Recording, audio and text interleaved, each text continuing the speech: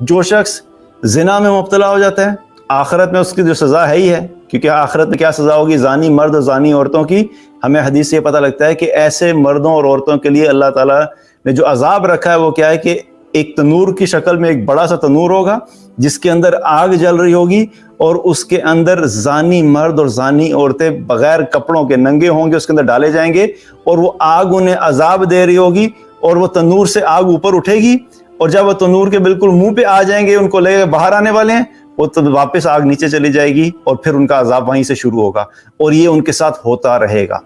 اب یہ تو ہے آخرت کی سزا، لیکن جو لوگ زنا میں مبتلا ہو جاتے ہیں ان کی دنیا کی زندگی بھی خراب ہو جاتی ہے، دنیا میں بھی انہیں بے شمار مسائل کا سامنا کرنا پڑتا ہے۔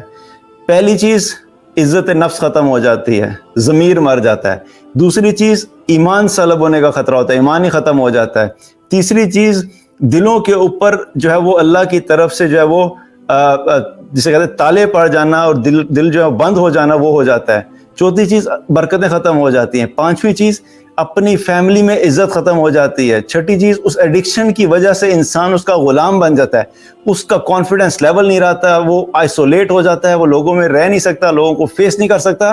ایک عجیب قسم کی اس کی زندگی ہوتی ہے، نہ اس کی زندگی میں سکون ہوتا ہے، نہ راحت ہوتی ہے، نہ کانفیڈنس ہوتا ہے، بس ایک چور کی طرح وہ چھپ کے زندگی گزار رہا ہوتا ہے، اپنی ذات میں خود ہی ڈوبتا رہتا ہے اور ڈوب ڈوب کے مر جاتا ہے۔ تو یہ بہت سارے نقصانات ہیں، وہ ایک اگر حکم پورا نہیں ہوگا تو اس کے پیچھے بہت سارے نقصانات ہیں۔ فیملی سسٹمز تباہ ہو جاتے ہیں، آگنے والی نسلیں تباہ ہو جاتی ہیں،